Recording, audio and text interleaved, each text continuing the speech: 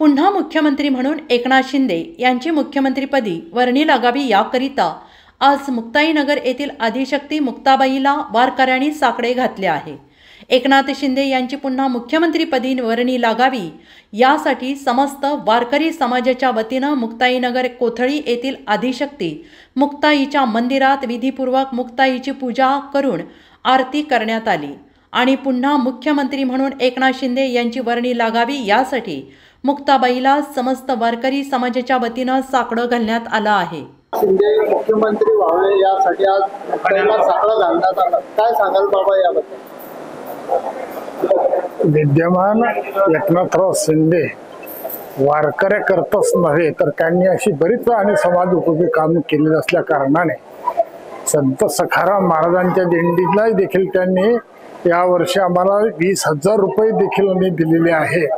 असं जर त्यांनी भरभराटी आमच्या वारकरी संप्रदायाची केली असल्या कारणाने सर्व आमच्या वारकरी संप्रदायातली जी जी मंडळी होऊन गेलेली आहेत त्यांना असे आवडते हे मुख्यमंत्री आजपर्यंत कोणीही देखील जे कार्य केलं नाही त्यांनी ते कार्य केलं असल्या कारणानं वारकरी सर्वच आणि त्यांच्यात आणि आवडीचे असल्या कारणानं पुन्हा मुख्यमंत्री तेच व्हावे आणि अशीच आमच्या वारकरी संप्रदायाची त्यांनी भरभराटी करावी हेच आमची फक्त भावना आहे। जय मुक्ताई। वारकऱ्यांना अनुदान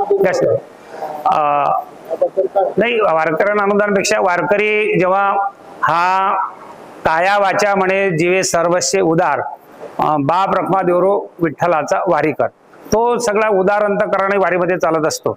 पण काळाच्या युगामध्ये आपण पाहतो जरा धकाधकीचे युग आहे, त्यामध्ये कुठल्याच गोष्टी शाश्वती नसताना वारीमध्ये जर वारकऱ्याला मृत्यू आला आणि वारीमध्ये चालत असताना जो त्याचा जर समजा त्यांनी श्वास थांबवला काही अघटित कारणाने तर मुख्यमंत्र्यांनी 5 लाख रुपये विमा मृत वारकऱ्यांकरता जाहीर केला होता। विमा आणि सानुग्रह अनुदान म्हणून आपल्या आईसाहेबांच्या पालखी सोहळ्यामध्ये यावर्षी जाताना आणि येताना दोघा वारकऱ्यांना खऱ्या अर्थाने आईसाहेबांच्या दिंडीमध्ये चालत असताना ते श्वास थांबवण्याचं म्हणजे भाग्य प्राप्त झालं। त्यांनाही सुद्धा जो त्यांनी विमा जाहीर केला होता तसा त्यांनी स्वतःहून की वारकरी लोकांना आपण काही त्याचं देणं लागतं या भावनेतून हा जो सुरक्षा कवच विम्याच्या माध्यमातून केलं होतं वारीमध्ये ते सुद्धा निर्णय त्यांचा एक चांगला होता। त्याचं सुद्धा आमच्या वारकरी मंडळीमध्ये फार मोठं कौतुक झालं, त्याबद्दल त्यांना धन्यवाद आहेत।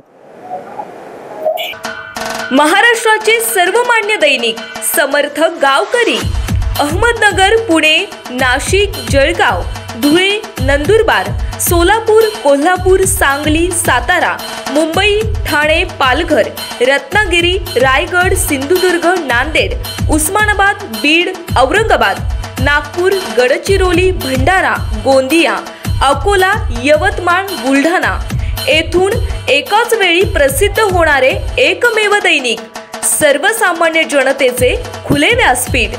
संपादक आहेत विश्वासराव आरोटे। मोबाईल नंबर आहे 94 23 38 85 08। दुसरा मोबाईल नंबर 94 23 46 72 72। तिसरा मोबाईल नंबर 75 88 15 0001। वेबसाईट आहे sgavkari.com। मेल आयडी आहे aklgavkari@gmail.com।